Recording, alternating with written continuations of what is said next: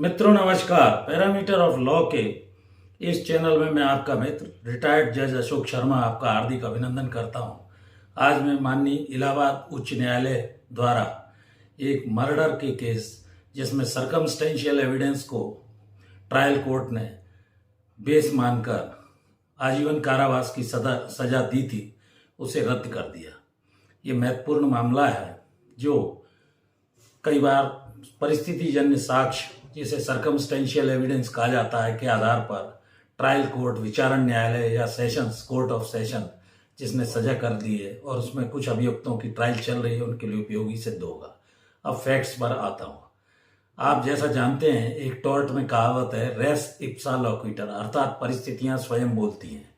इस थ्योरी के आधार पर एक मामले में एक एफआईआर की गई एक व्यक्ति के द्वारा कि मेरा बेटा पढ़ने के लिए गया हुआ था, वो लौट के नहीं आया और उस एफआईआर के आधार पर वापस जब वो नहीं आया, डेड बॉडी उसकी बगल के एक फूडर स्टोर के पास जूते चप्पल पड़े पाए गए, गर्दन कटी मिली, प्राइवेट पार्ट में भी उसके गंभीर चोटें थी। बाद में पूरा एफआईआर के बाद इन्वेस्टिगेशन हुआ, पुलिस को 2 ऐसे गवाह भी मिले जो उसके साथ देखे गए थे।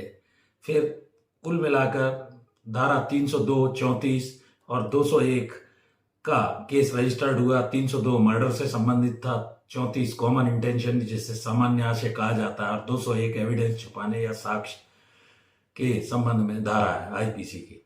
तो एफआईआर हुई, इन्वेस्टिगेशन अनुसंधान चला, ट्रायल कोर्ट में मामला चला, चालान पेश हुआ। ट्रायल कोर्ट ने आजीवन कारावास का उन अभियुक्तों को सजा दे दी। क्रिमिनल अपील नंबर इसका था हाईकोर्ट में 7726/2010। Deshraj Singh versus state of UP ये मामला है।